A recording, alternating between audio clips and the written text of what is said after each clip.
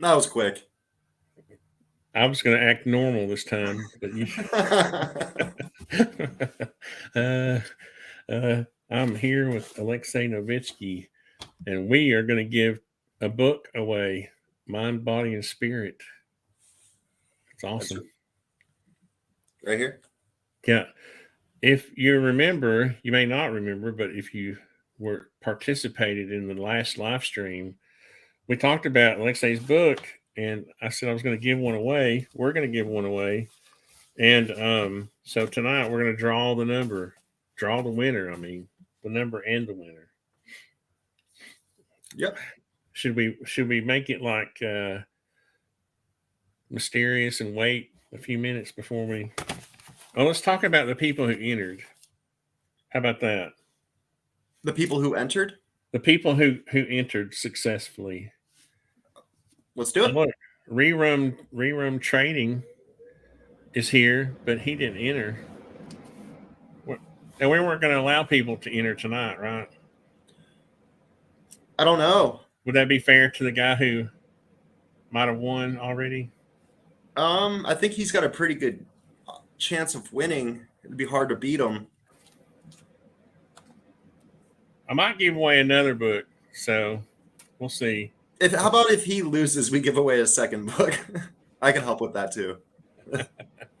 if people who show up tonight really want one bad, then we'll give away another one. How about that? We can do so that. the people who, and I'm having to hold my paper up because of the bad lighting. We were just talking about lighting. Now I can't see the paper. But so Jim Dortch guessed the number 68. Okay, so I guess I should say we asked people to pick a number between 1 and 100 and see if you were if you had, remote viewing skills, you would have just automatically, guessed it. But apparently none of these people have remote viewing skills. Well, no, TikTok guys pretty good. Oh gosh, you're terrible. Don't tell Alexei any secrets. But so was the other guy. Okay, John Dortch picked number 68. Tic Tac guy picked number 55. Dr. Steve Brule.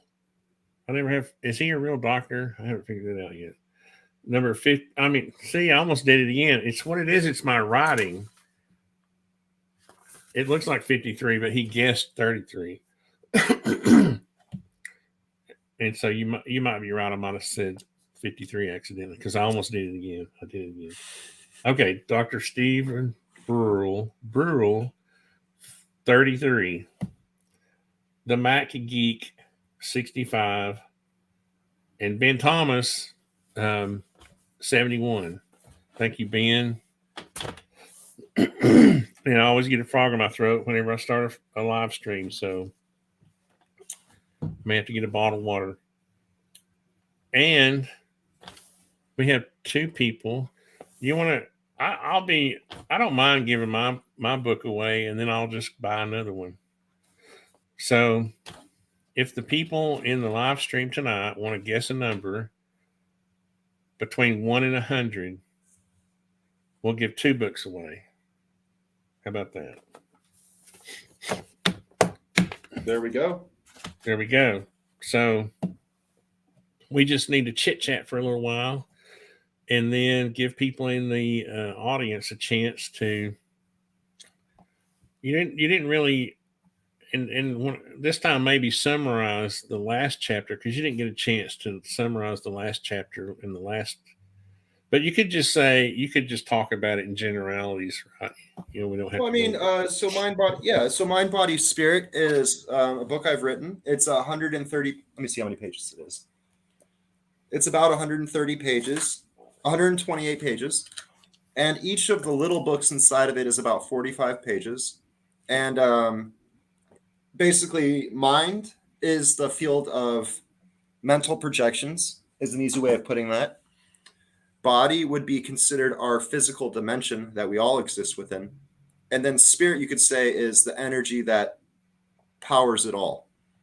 And in the first book, The Infinite Pool of Experience and Awareness, I take us from modern accepted physics, meaning Einstein's theory of relativity, book by book, take people step by step, all the way from Einstein's relativity to understanding that we're being manifested from a fifth dimension.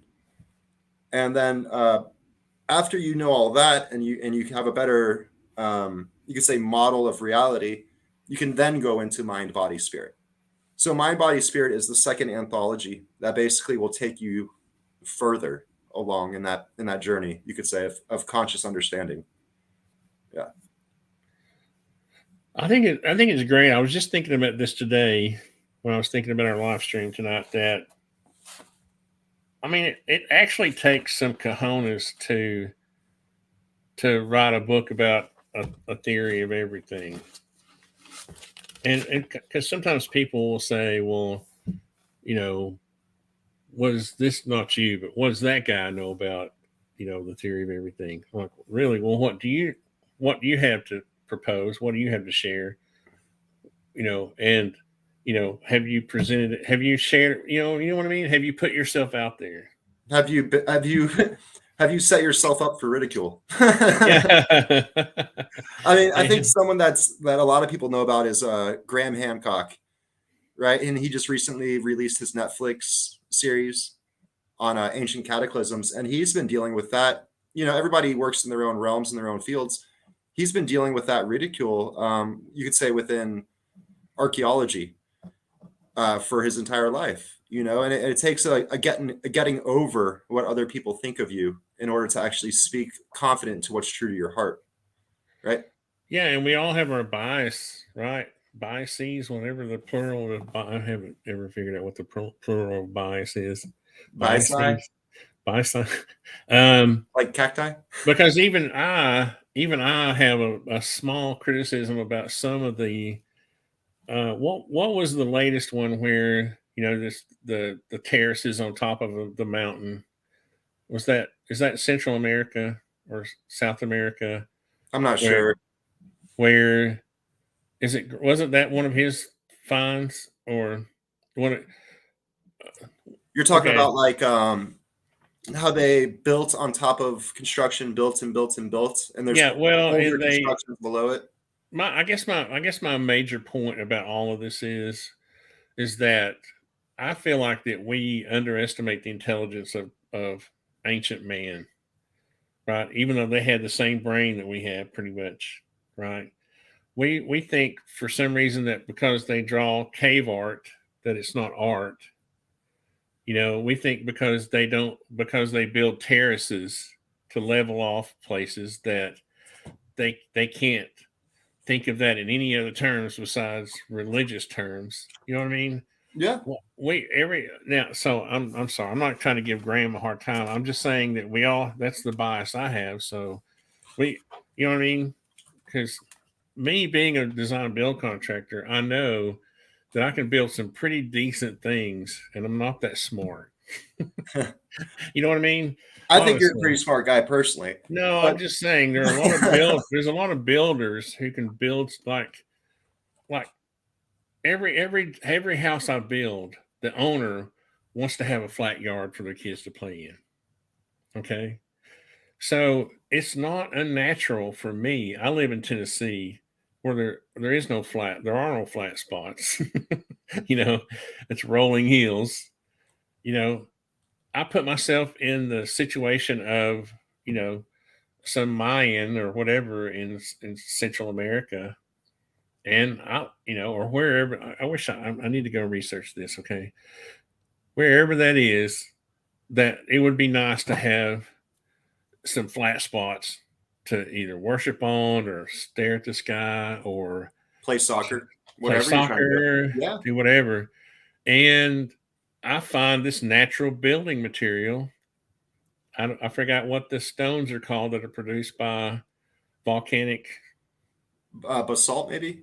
Yeah, they're naturally shaped building blocks. you know, they're they're long, they're rectangular, they're uniform in shape, and so they're like, hey, there's a build. If I found a stack of those in my woods where I live now, I would gather them and I would build something with them. And Definitely. I'm not that smart. And I probably have the same level of intelligence as ancient man did. I guess the only so I'm sorry, I'm getting off on a tangent. You're But good. but I guess so I'm sorry. I shouldn't be getting off on a tangent on your time. I'm sorry.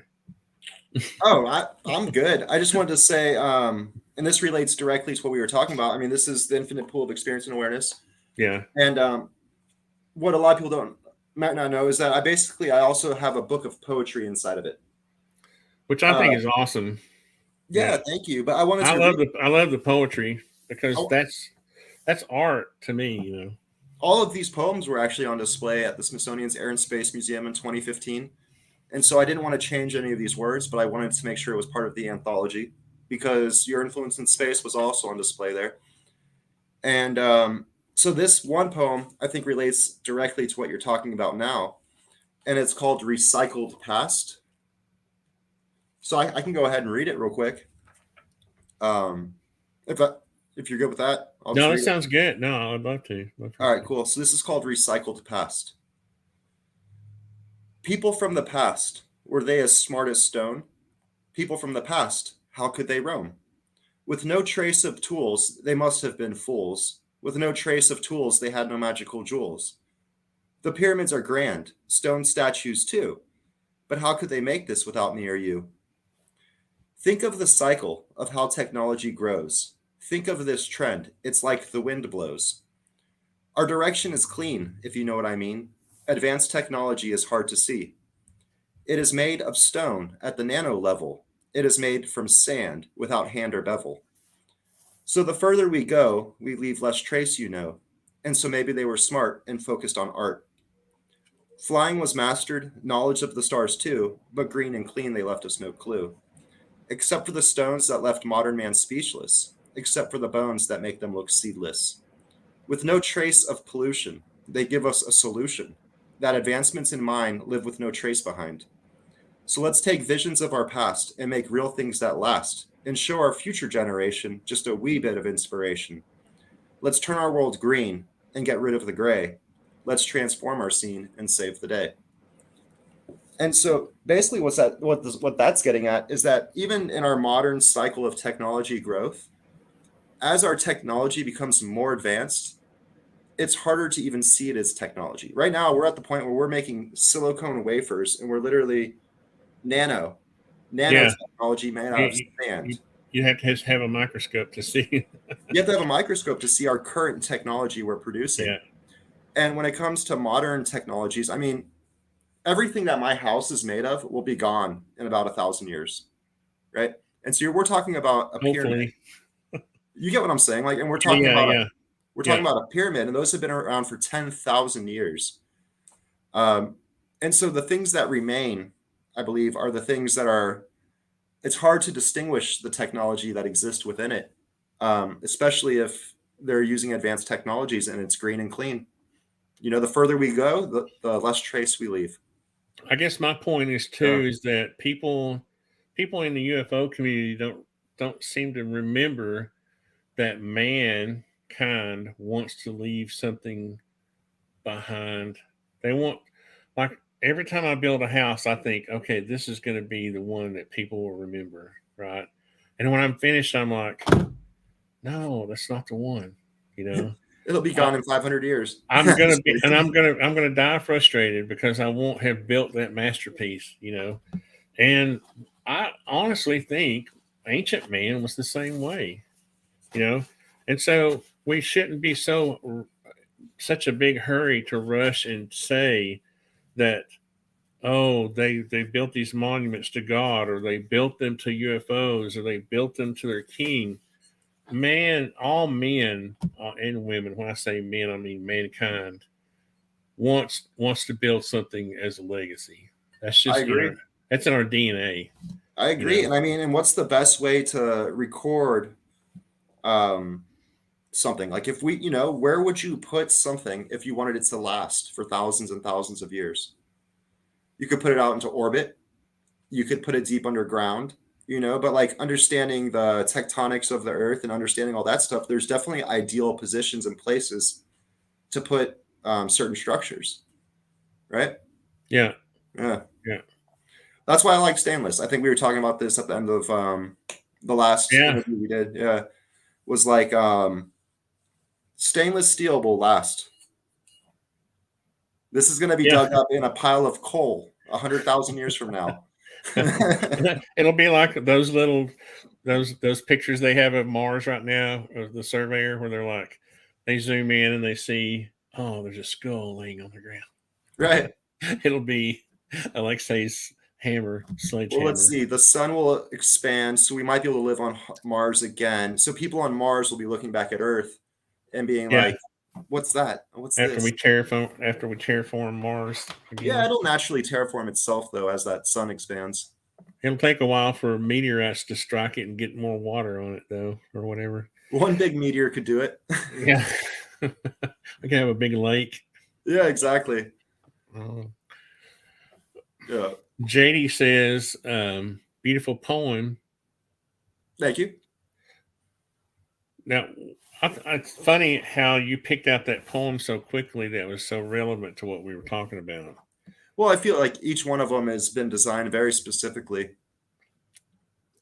So, and I didn't mean to criticize Graham, but I just feel like people in the UFO community are too quick to assign a specific reason for the previous art or, just a desire of mankind to build things. Well, that's the thing about You know, art too. I mean, like I can draw a painting and it'll mean 5 to 10 different things depending on who's looking at it. And so now you have modern human looking at ancient structure. Well, they'll mean 5 to 10 different things, easy at minimum. And so we're just interpreting this art or this construction in the best way we can. But yeah. we're completely disconnected from the people that actually built it, in a way. But Yeah. my thing is why can't we just admire it for for the simple thing that it is, like the pyramids, these grand pyramids with stone, made of stone. That in itself is good enough for me. I don't have to like assign a meaning to it. I don't have to, right? So if I don't assign a meaning, I don't have to argue with people about what it's about, right? It is a magnificent stone structure that is evident, self-evident. I don't think anyone has ever argued against that. You know what I'm saying? Like, Well, I know, I but think I that's don't. where everyone agrees. And But from you there, have, the arguments branch I out. know, but Like, you have people saying, "Oh, the shafts are for to shoot out energy or whatever." Who cares? If the shafts were maybe just to point you at a star, or a star system. You know, yeah.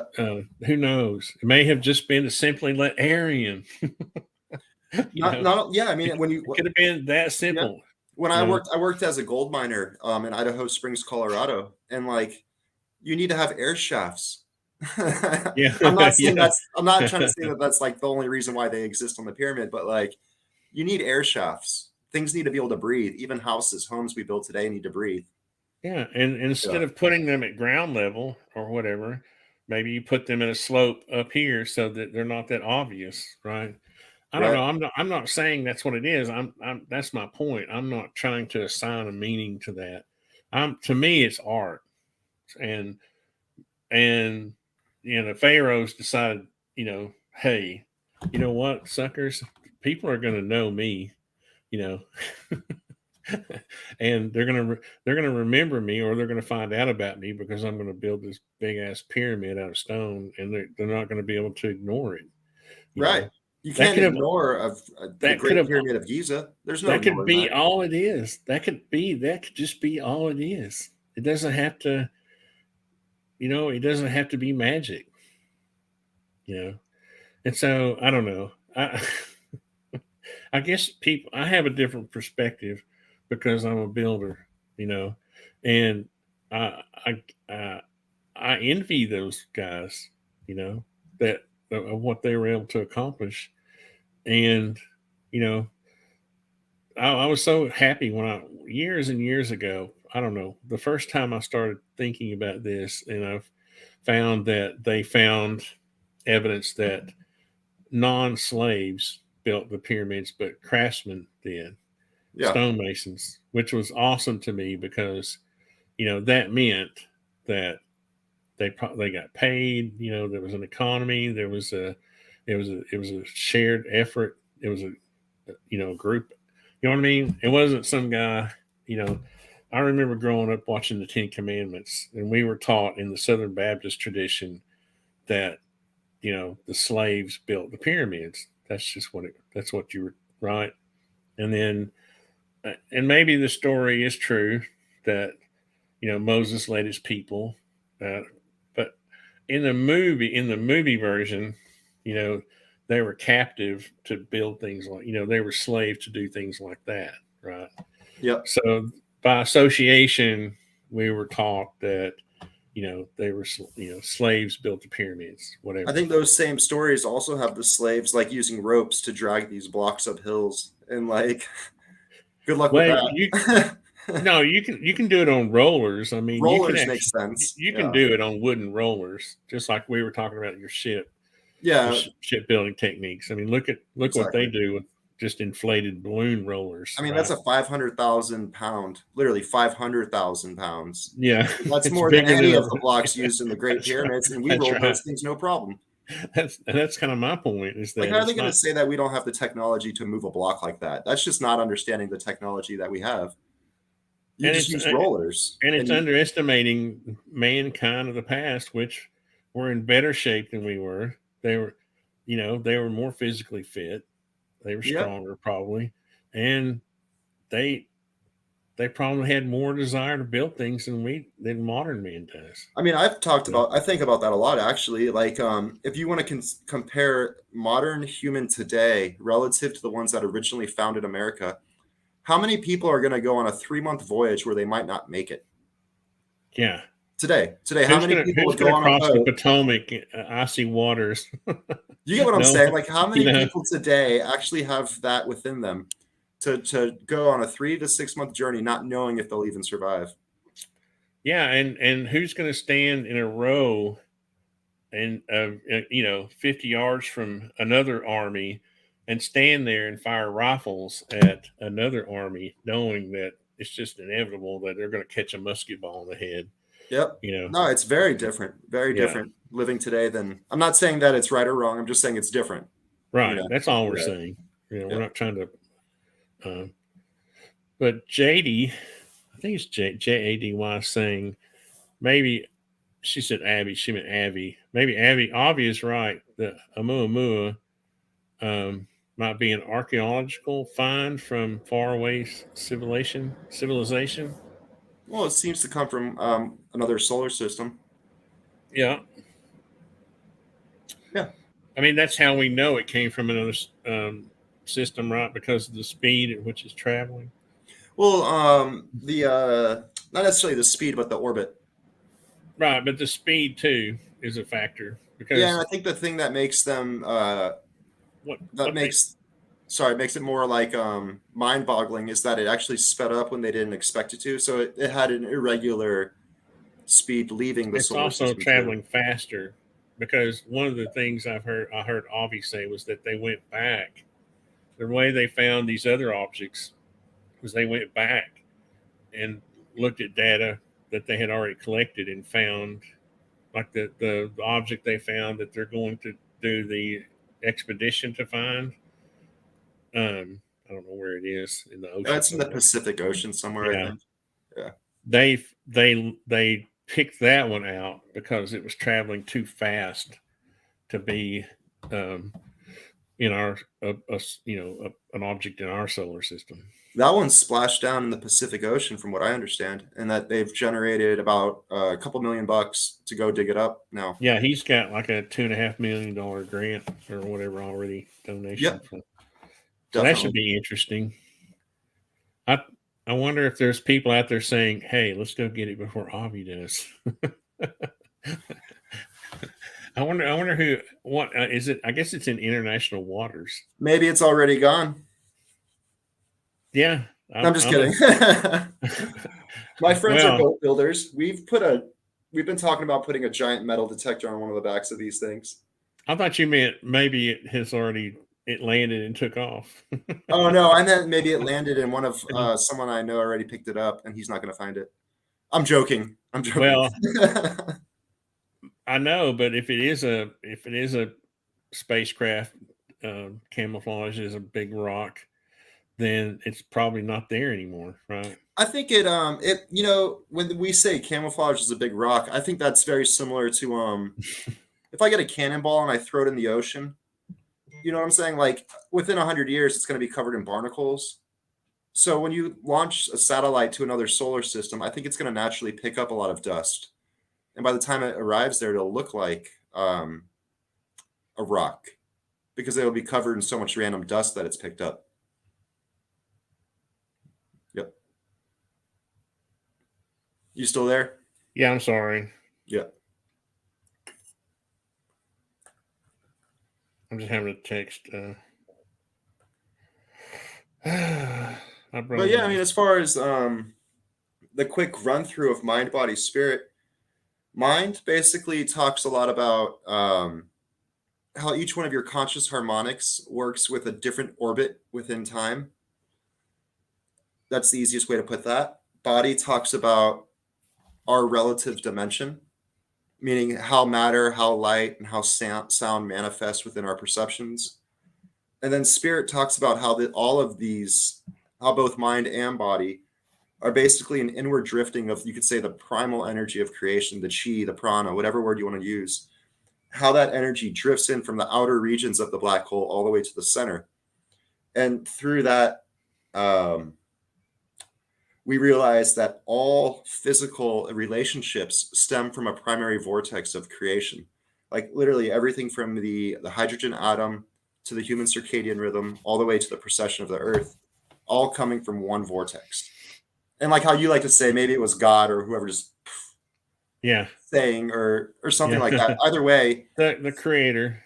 Yeah. Either way, something started a primal vortex. Yeah. And so that's what spirit is about, is the vortex of creation. Well, that's what's cool about it. You don't say it's just one source. It's a source, right? I mean, people can then assign um, that solution. I assign that solution to the creator. Somebody else could just say, "Well, it was a random event or something." A random So, vortex out of a nowhere. random vortex. Well, from the other books, and I'm not saying this is right or wrong, but I'm just saying from the other books, basically every vortex is a function of a distortion of either your mind, so either a thought, a distortion of body, meaning an action, or a distortion of spirit, meaning show of ego. And so what I say in my theories of everything to Kurjai Mongol is maybe God said or thought or showed ego. But either way, you know, this vortex exists. What's funny is Uh, if you're a god, then a thought is enough energy to create, right? well, and that's where people need to be really aware of their thoughts, Yeah. their negative and positive thoughts, and how they actually influence the natural manifestation of our realm. And like that really goes into the book Mind, where we see how our subconscious programming, meaning our delta and theta states of conscious harmony, affect the pre-manifested realm before it actually enters our conscious experience of alpha and beta. Um, so that's in the book Mind. We talk a lot about that. How it's really important to be aware of your thoughts, and even in the subconscious thoughts. And I think that's the next step for most people. Like most people are aware of their conscious thoughts, but maybe they're not so aware of where those conscious thoughts are stemming from. Like what was the root of that subconscious of your conscious thought? It's typically an action in the subconscious mind that then continues onward into your conscious mind. And so if you really want to, in quotes, control your existence, you can have control over your own fate more so, you need to be really aware of your subconscious trainings and understanding that every single one of your pacing motions stems from your subconscious ultimately. So why do you even make the next action you make? You know what I'm saying? Like, I'm not asking you. I'm just in general saying, Yeah. like, why is my next action? For example, after we get off this, my next action will be to close my computer, go lay down, maybe. But why? Why do I want to do that? So more so question all the pacing motions of your life, and I think that'll teach people to be really aware of the subconscious trainings that they have within them, and that way That's a they'll good be. example. That's a good example, though, what you just said, because some things are physical, right? You probably worked today, so you're tired, so you want to go take a nap before you have a something to do after this, right? I should probably announce that actually. I'll be on Thomas Fessler's show in about 2 hours. Yeah. Yep. But on the other hand, if if you were going to go write a letter to someone, that would be maybe non-physical, right? So you Well, have where does that writing the letter come from? Like, why do I even want to write that letter to that person? that's what I mean. Yeah, Yeah. I mean, I'm just saying that some things are kind of subconsciously affected by physicality and some are not, right? definitely. I'm always trying to, you know how I am, I'm always trying to assign a physical Well, I think that's solution to it. important too, is to understand. Yeah, I mean, like we definitely are influenced by our physical pacings. There's no question about that. Yeah. Yeah. And our physical well-being, like you could work 6 hours and not have to take a nap. If I work 6 hours, I might have to take a nap. you know, so I'll but take a nap after 4. I'm that's just kidding. a that's a deep subject because you know keep, keeping your body healthy will actually help you keep a healthy mind and spirit. So They're so connected, and I don't think many people realize that like effects in body and create effects in mind, and oh effects yeah, in mind create effects in body. You yeah. know, I think that it's all one system, in my opinion. Like me, I have to Yeah. keep, for the last year, I've been trying to lose 100 pounds. I've only lost like 60. So every day I wake up thinking I haven't met my goal. I haven't met my goal. I haven't, I'm down on myself and it's hard. I have to try extra hard to keep an upbeat attitude. It's very difficult, you know. I'm supposed to have my 3rd degree black belt um, during the ages of 30. So I've got about 2 years left to get my 3rd degree.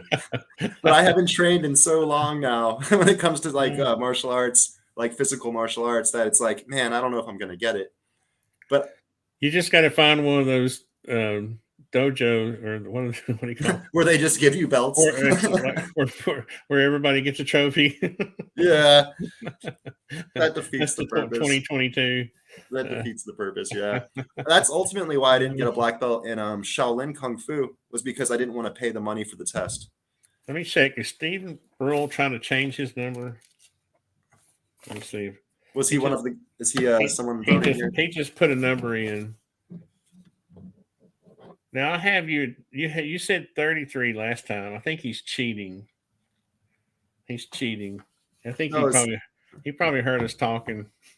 did he change his number? He changed it to 53 because he heard us talking about it. Uh, That's I'm pretty just funny. I'm just kidding. I'm just kidding. Kidding, Dr. Steve Burrell. What kind of doctor are you? Put that in there. Did Um, did the number really change? I haven't been watching. Now, if you go back to the previous chat, he said 33. Now, you said, if that's okay, Tony, I totally did hear you. At least he's honest. Yeah. He heard us talking about you remember you thought I said 53 and I probably did, but he actually typed 33. Right. So I created a mass confusion It's by okay. not speaking. What ki- what kind of doctor are you, Steve, or is that a fake one? Still working on my master's. That's okay. You're good. You're just you're ahead of yourself. You're that's a positive thinking. You're going to be a doctor, but you have to get your PhD after your master's, right? So I've always thought about getting a PhD, but it would be in astrobiology. it'd be expensive too. Yeah. Isn't that like $100,000? I don't know. I'm good where I'm at right now. I mean, if a university wants to fly me out and give me a PhD, that's different. But like, I'm good right now on that. I keep waiting on some college to give me an honorary degree. I don't know. John Searle had one. Oh, he deserved one. Yeah, Uh, definitely. And then I got an honorary degree in mining engineering from a guy. His name's Albert Moshe, and he was a third generation gold miner out of Idaho Springs, Colorado. And I worked with him and he's a professor at the School of Mines in Idaho Springs, Colorado. But I worked with him privately for about 3 months every day. And at the end of it, he's like, you know what? You get an honorary degree in mining. did he give you a certificate? No, no certificate. But he introduced me to this lady, and her name is Mary, and she was in charge of the Phoenix rover that landed on Mars. No way. Yeah, and so they named the Phoenix rover that landed on Mars after Al's gold mine, which is called the Phoenix Gold Mine. So the Phoenix rover that landed on Mars way back in the day was named after Al Moshe's gold mine called the Phoenix Gold Mine out in Idaho Springs. Awesome. Yeah. Huh. So I got indicted into her little club in Denver, Colorado, which is called like the Badass Hard Rock Miners of Colorado. So I've been to a few meetings there. Hard Rock Miner Cafe. Pretty much. But no, very specifically, the Badass Hard Rock Miners of Colorado. Steve, what's your master's in? And his mother, Al Moshe's mother. So Al was actually in charge of the Apollo oxygen systems for the Apollo missions to the moon. Yeah, and I wouldn't be bragging. No, I'm just kidding. Well, that's the thing is when the tank actually that failed in that famous movie with Tom Hanks. Yeah, that wasn't Al's problem. That was actually a NASA deal. Like he told me the story. Wasn't that a little electrical issue? Well, he told me they tested it on all their equipment. Everything looked great. But then upon delivery on NASA's end, it dropped and hit the ground. And so they, someone dropped it off the forklift. And so I thought there was some kind of electrical, like it wasn't grounded properly or something like that. Maybe that was a result of this unexpected impact. But basically on NASA's end, they tested the equipment, but and on their end, it said passed, everything's still good. Unfortunately, the equipment they had there was not as accurate as the equipment they had at the manufacturing facility. Either way, Al got a call. Hey, Apollo missions got some problems. What are we going to do here? And it's like his mother actually figured out the solution to solve the oxygen system, but she learned it out. She figured it out in a dream. And so she called her son, who was Al, and said, hey, this is how you fix your oxygen tanks. Then Al then presented that to NASA. Yeah, so I mean, they had to work with parts that were on the in the capsule or whatever. Yeah, they leave that out of the whole Apollo movie, but that's like a background story that I know from my personal experience on this planet, walking around as a human, like from physical experiences. Yeah, like truth, versus the. Steve Hollywood. Steve said he's mastering in clinical psychology.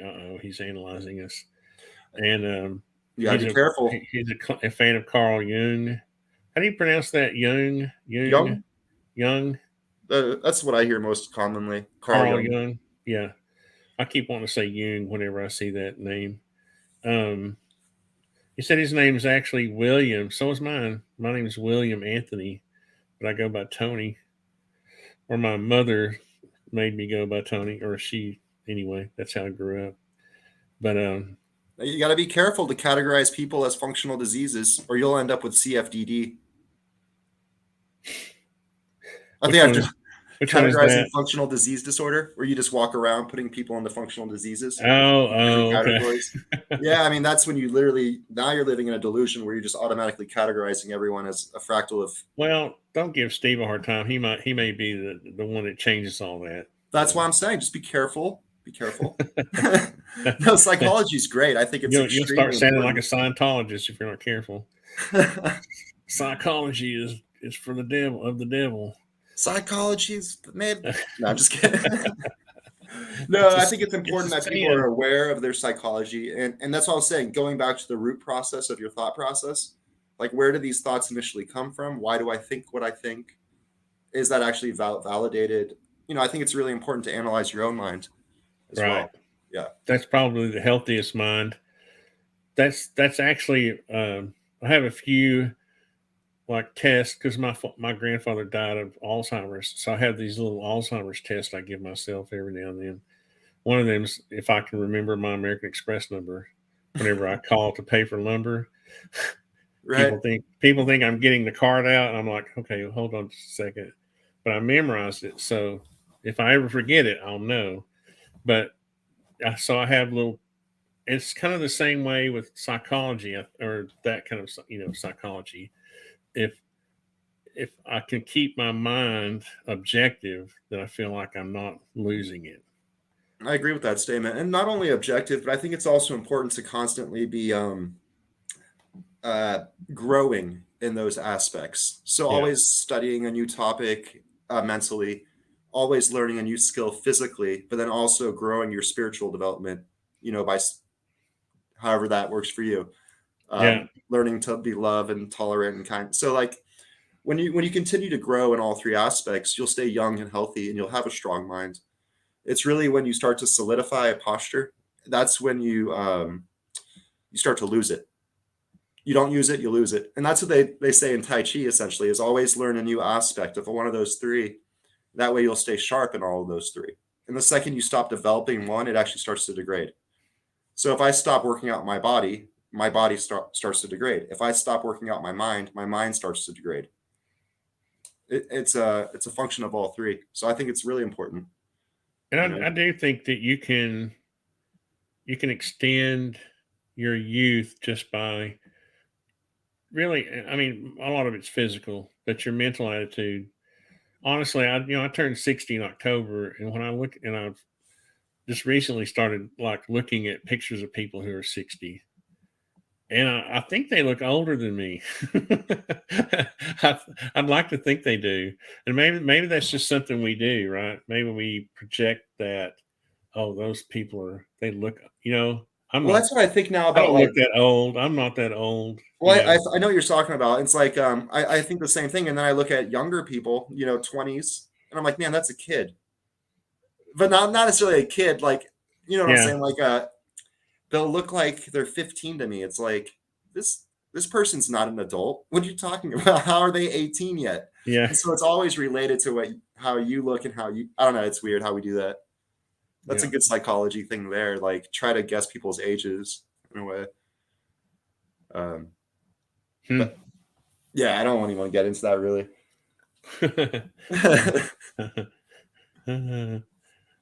So we're gonna let Doctor change his number.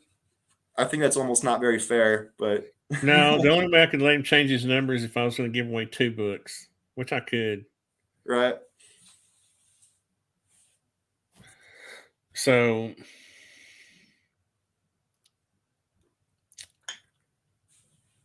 what do you think we should do? I think we should um take a look at this real quick.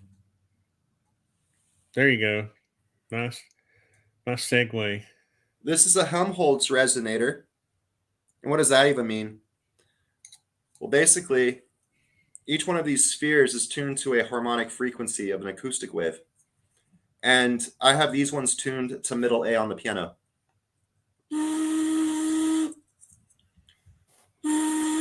So it's the same noise, 440 hertz. Now, theoretically, every time there's a vibration, it basically would create a compression and expansion of the sphere. But at the same time it's doing that, it's actually sucking in air along the outer edges and then blowing out a donut. So it sucks air in along the edges, but then basically it's like little puffs of ringed air that come out of it whenever it vibrates at that frequency. And now if you put two of them on something that can rotate like this, and then you put it on your piano and you hit 440 hertz, this will start to rotate. And to take it one step further, I could basically put little magnets on them, and then I could put little coils. And so I could actually power some coils by playing my piano. Hmm. Yeah. Which would be easier than like a pedaled like pedaling a bike to create electricity. Well, I just play the piano, and all of a sudden, Yeah. I charged a couple batteries. Okay, You so know? Greg O'Brien's trying to be smart. He's saying, "Dude, do you even prepare?" No, I don't. Prepare for what? Life?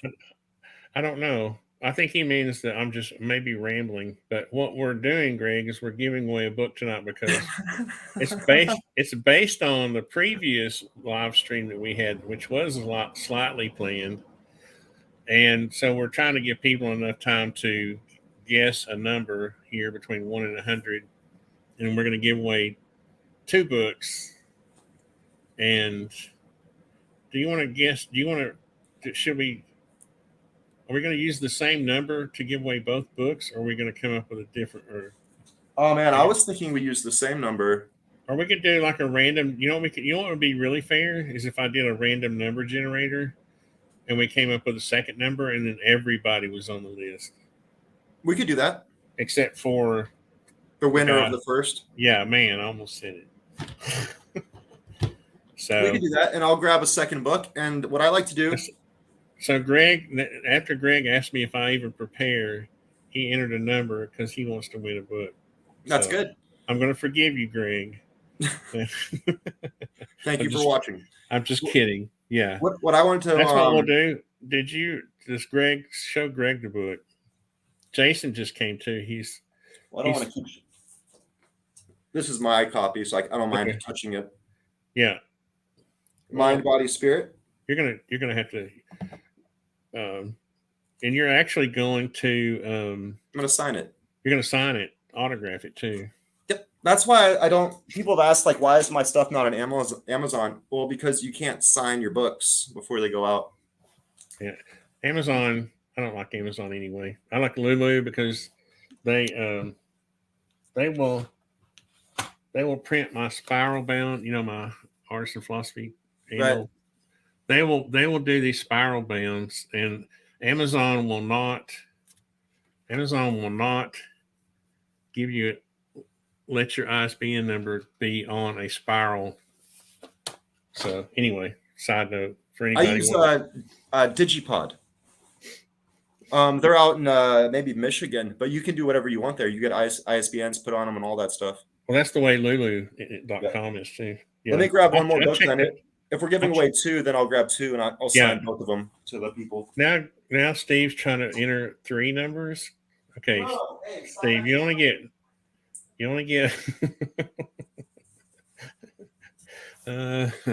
that's funny. He's going to go get another book. Well, I got 2 of them now so that I can sign both of those. Jason Silverberg says he'll swap books with you. What book does he have? Yeah. Is it worth the same? The beauty is in the eye of the beholder. I'm not, if it's Dr. Seuss, I'm probably good. I have 1 month to finish my next book because this is the 2022 version, and the next volume has to be out and printed. But those are like construction books. Aren't you also working on the Artisan Way? I am. This is actually an annual log and calendar book where each month has a. See, I use it. Each month has a picture. There's May. There's May's picture. This is an old log cabin I built in the 80s. And so each month has a picture and then a few pages of log. It's a log. What I do is I encourage my apprentices to log their work and document their work. So anyway, sorry, this was not an advertisement for my book. Sorry. These are not advertisements for my work either, but basically, well, I guess they're halfway are. This is called The Best Poems and Poets of 2004. This is The Colors of Life. And then this one's called Twilight Musings. But all of these basically have poems of mine from starting back from like 2002. Apparently they liked my poems, and put them into books. That's cool. Yeah. So Steve, you're gonna get you're going to get 2 chances to win a book. This one is called Vital Remains, and it talks about my it was written by Winston Wickham, and basically, here's another version of it. It talks about the development of heart transplant surgery out in Cape Town, South Africa, and how the guy who basically was like had a lot to do with it was considered not. I don't even know how to say it today without being canceled. There was a big white and black thing going on during the apartheid in Cape Town, South Apartheid, Africa. yeah. Yeah, so like his whole family was considered white, but then he himself had darker skin, so he was not, and so he actually had to like hide in closets while growing up. Meanwhile, it was so weird. By the end of the day, he ends up like helping develop heart surgery, working with my dad and Christian Barnard, and then that this is now something that has saved millions and millions of people's lives across the world. Wow. Yeah, so it's just wild how like our mental delusions, right, will hold us back from like true success. Like it really comes down to collaboration. We all need to work together. We need to get over our nonsense. We need to work together towards common goals. Yeah. So Jason Silverberg says the financial planning puzzle. That's cool. Let me see if I can find a picture of my dad working with these guys. Steve, you don't have to abstain. You're not abstaining. You're in the running for a book. That guy in the middle on the bottom is my dad. The guy on this side is my dad as well. Wow. Yep. And does he still live in South Africa? No, he lives in the U.S. now. Oh, okay. Yeah. But helped develop cardiothoracic surgery and helped bring it to the U.S. Yeah, that's awesome. Yeah, that's why I think it's really funny when people are like, "Oh, you can't do that, or that's not impossible." It's like, well, I hate to be the bringer of bad news or whatever, but like people used to say you couldn't take a heart out of one person and put it in another. You know what I'm saying? Like that's a common practice done today. We thought we had to have little plastic hearts to put in people, right? Right. No, it's wild to me. Like there used to be a time where heart transplant surgery did not exist. We've now made that a real thing. Yep. So yeah, I could go on about that stuff, but I just find that super interesting. There's barriers, and we all have our preconceived notions of what's possible and what's not. I like what John Searle said. If you can imagine, the only thing that limits us from actually creating something is our imaginations and our expectations. Anything and everything is possible. It's the state of your mind that makes it so it's not. Yeah, I think that's right on point. Yeah, and I mean, I don't know what's frustrating for me is that I've always wanted to be a creative person, and because I wanted to be a design build contractor, and I am. But every time, creative. Every time I design something, I'm not that satisfied, and it's very frustrating. And I mean, I'm satisfied. People say, "Oh, that's a nice house," but I can read their mind, and so and it's like, "Oh, that's a nice house," But I don't know. I guess I wonder what it's like to be like a truly creative person, and sometimes I wonder if those people don't care, and that's how they are able to create the art that they create, because they don't put that limitation. They don't put any limitations on themselves. It makes it easier. Yeah. Yeah. When you're not, when I was younger, I used to not care at all, and I had way more ability to create nonstop. But the second you start actually worrying about, in quotes, worrying what other people are thinking about your work, it's going to hold you back. Yeah, it's like if you think there's stigma in like the UFO community, trying to create something unique in the residential contracting business. Oh, take that over to engineering. Yeah. These engineering these practices have been done. We've built the stress strain relationship books. Like we know what we're talking about. You know? That's right. Well, what if we do this? Don't even try to do that. What are you talking about? That's not how things are done. That's where documenting things is a double-edged sword, right? Because you develop these rules of thumb. Yep. From history. And that's one of the things, I have to deal with budgets and people's impressions of what a house should be. And it's very limiting. The budget is limiting. People's impressions of what their house should be is limiting. It's all, anyway.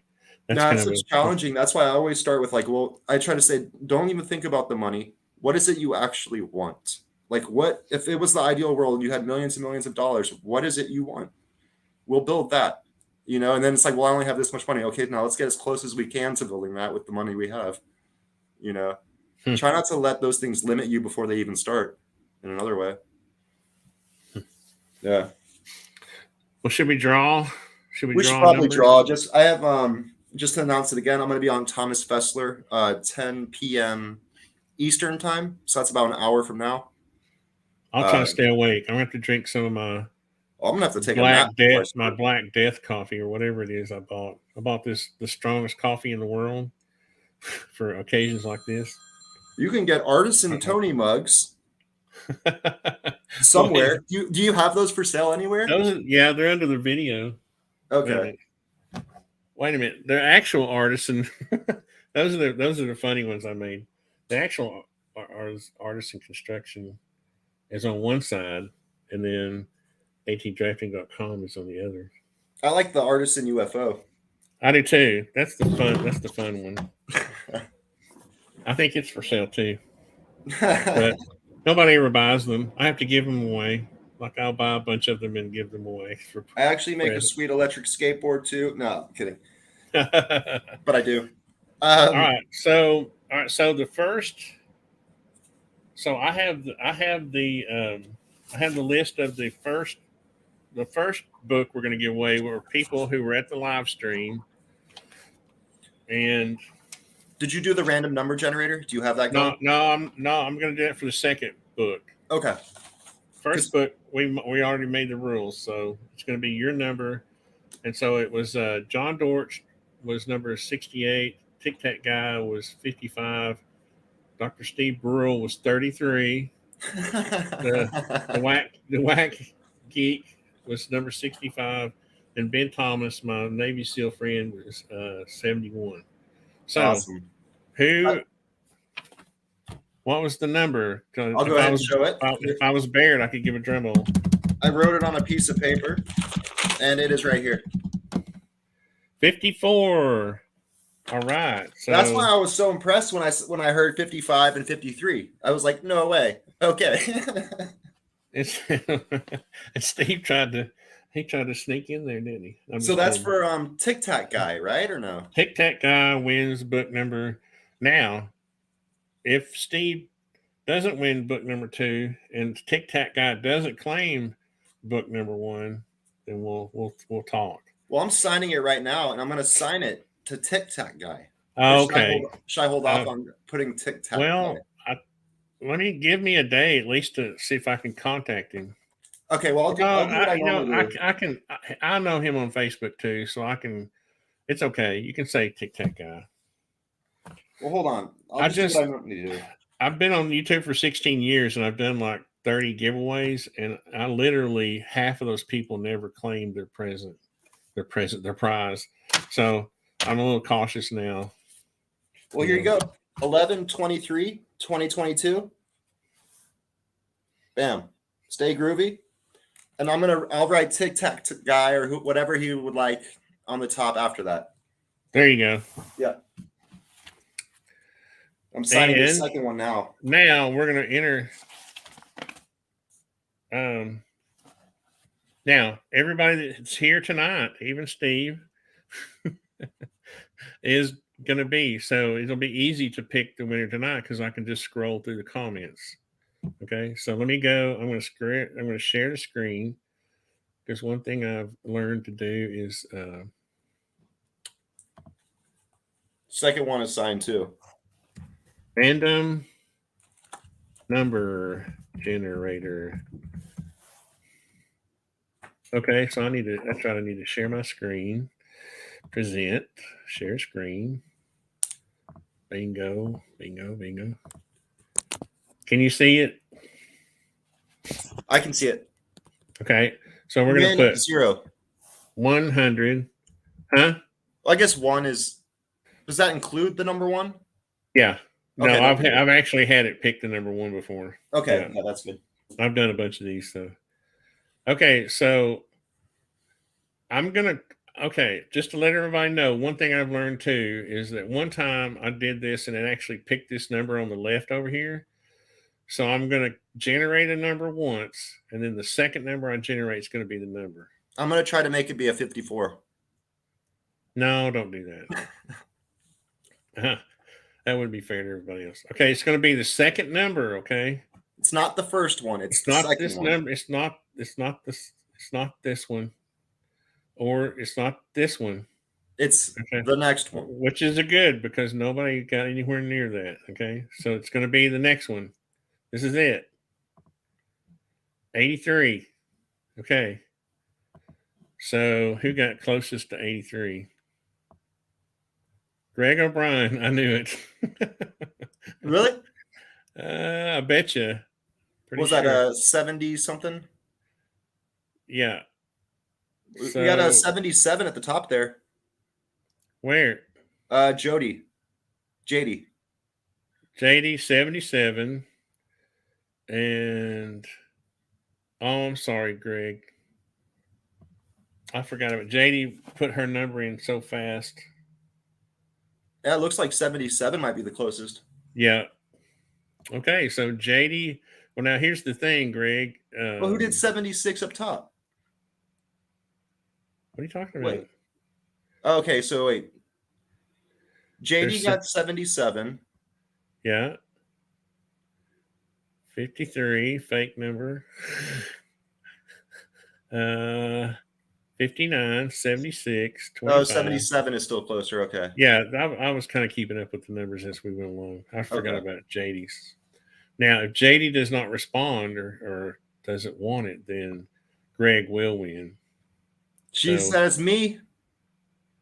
Oh, there she is. Okay. Sometimes I don't know if it's a guy or girl. Sometimes people will leave. I don't blame them. They'll leave. Oh, very cool. Yeah. And I'll have to try to contact them. So hopefully, I'm pronouncing that properly. JD, you got it. It's probably something eccentric like Jade or something. Jade. Haiti. Jade. Jade. It's Spanish. Yeah. So, JD, what would you like? Since she loves this guy, I love you guys. You still have the fractal. What would you like? What would you like for him to write in your book? Jedi. Oh, that's. You mean write like Jedi as like two Jedi kind of thing? Jedi or JD? JD. Now I can't even say it. Jedi. Jedi. Oh, you're saying that's how it's pronounced. You want to say JD? She's just telling me how it's pronounced. I can. So you still have it open for all of us to see the chat and all the fractalized views right now. Oh, you can see it. Yeah. Okay, because it's on the YouTube side. Yeah. I have the StreamYard studio pulled up, so that's how you can see. Hopefully it's something like that. What? Jady? Jady. And then do you want him to say anything else? That's it. JD. I'm just kidding. JD. I like using the last page of the book. I know a lot of people ask me to sign it on the front, but I sign the back. That's just what I do. Mama, I lost my mom a few years ago, and I'm in a lot of pain. Oh, I'm sorry. We shouldn't be. That's going to be a secret message. Right, something for my. Yeah. Right, something for my mama. Yep, I got that. It'll happen. Okay. I'll write something for. No, I'm just kidding. It'll actually be like. Yeah, cool. Okay, we'll let it be personal. Yeah. No, I don't want to do that right now. And then the Tic Tac guy, you can write in there. I really love the Tic Tac you saw, or something silly like that. And I'm just kidding. I know him on Facebook. Well, I don't know if I should sign it Tic Tac guy, so I'll wait to actually sign that until yeah, you yeah. communicate with him again. And then I'm going to buy another one for me. Awesome. So there you go. And then Artisan, I'm gonna send you this book. I've actually been holding off on it. Let me see. Well, I'm sorry to hear about your mom, JD. JD. Is it? Do you pronounce it Jetty? Jetty, or that makes sense. That makes sense. Artisan, I'm gonna be sending you this one. This one Your was written in influence in space. 2014. Yeah, it's the Oh, original Your Influence in Space before I got scared, you could say, and removed a lot of information from the second Your Influence in Space. huh. Oh, so you'll have to sign mine too. Yep. But what I find interesting about this is actually put like you can actually I put a section here where you can have notes. You can write your own notes out. And then also definitions and implications. And so that's where you could see in the back, I actually have light state was one of the definitions that ends up coming out of it. Also, E is greater than MC squared. So it's documented. What's that? That's documented. The definition of light state is. Oh, I have it documented and Documented released and dated. on display at the Smithsonian's Air and Space Museum in 2015. Then 2 years later, Navy patents come out using light state. So yeah, it's interesting to me. But anyhow, light state. The orientations and energies of all electromagnetic waves within a physical place in space-time. This considers all relativistic frames of motion. I like that. Yeah, because in every single point in space and time exists every relative frame of motion. It's hard for people to get. But that's what creates the scaled wave nature of that. Doesn't mean we perceive it that way, though, right? We only perceive a certain field of energy based off of our conscious harmonics. Right. That's kind of where relativity comes in, right? Or yep. Plays a role. Yeah, like our waking universe is only the alpha and beta, or maybe slow gamma state of consciousness. But it's important to understand that within every point in space and time exist all relative frames of motion. But they're scaled. It's a scaled wave nature of the now moment. And that's what I think a lot of people have a hard time when someone says it's a scaled wave. Well, they're thinking scaled wave within our 4D experience. I'm not talking about that. I'm talking about scaled waves within the fifth dimension. It's different. Yep. While you were talking, I was thinking about time dilation and all that. So. All directly related. Yeah. Because each one of those relative frames of motions has a different stretching and crunching of the same exact wave. And so that can either be 1 second of time, 2 seconds of time, a yellow light versus a red light.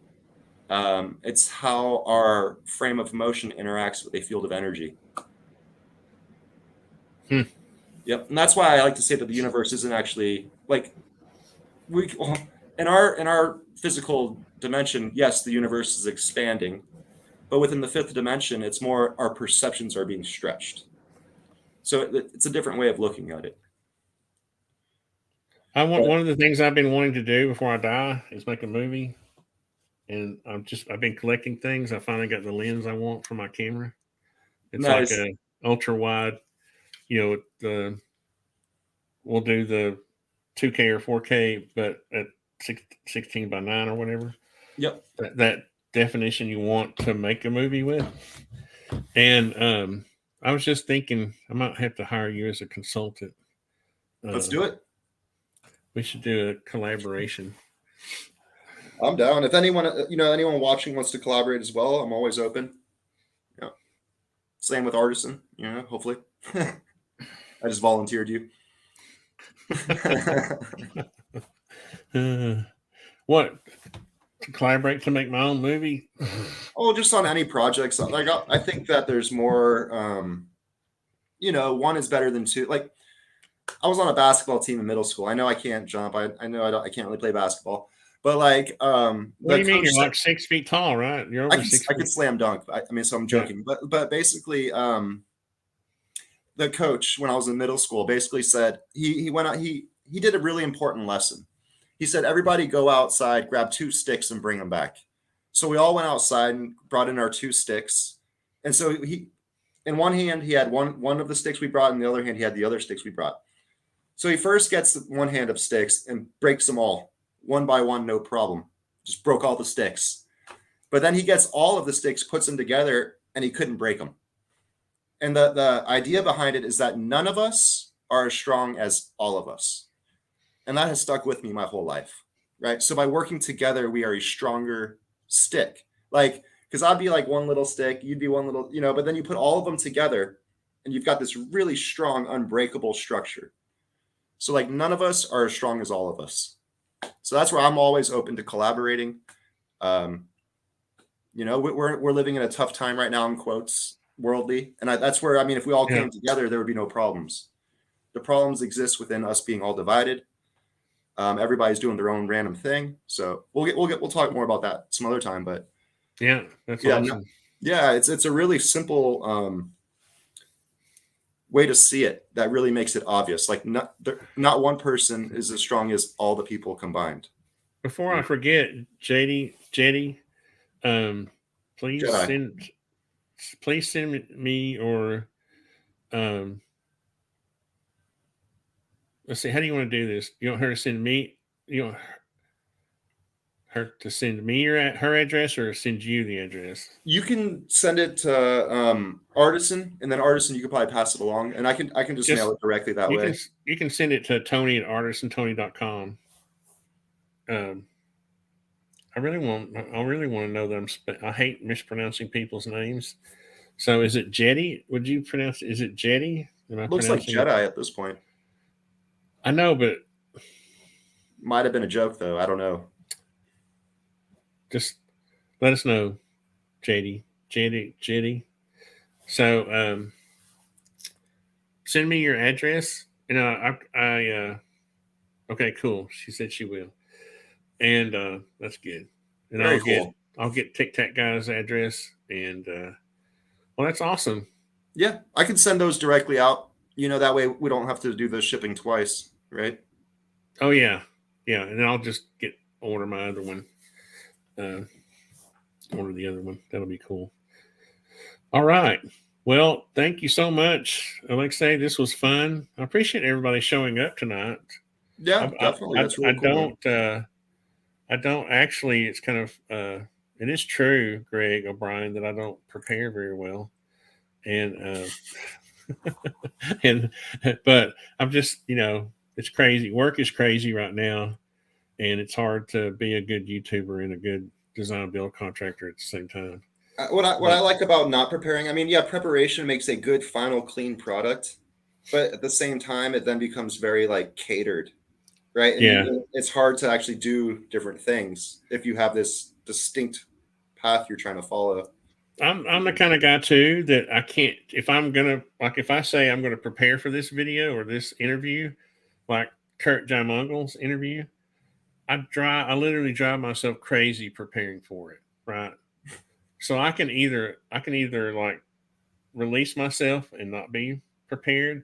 But if I say I'm going to prepare myself, then I'm have 12 pages of notes. He said in our interview that he had never seen anybody prepare because I sent him my notes in advance. And he was like, I have never seen in my life. So I've learned that I can't put that pressure on myself on every interview. Of course, I feel like we're friends now and I don't have to prepare so much. Nah, I think, we work good together, I think. I prepared more for our first interview, though. I tried to anyway. So, anyway. But thanks a lot, Alexei, and thanks for everyone who entered. And we'll do this again sometime. And we will see you guys next time. Yeah. Thanks for joining. Yeah. All right. Bye, all.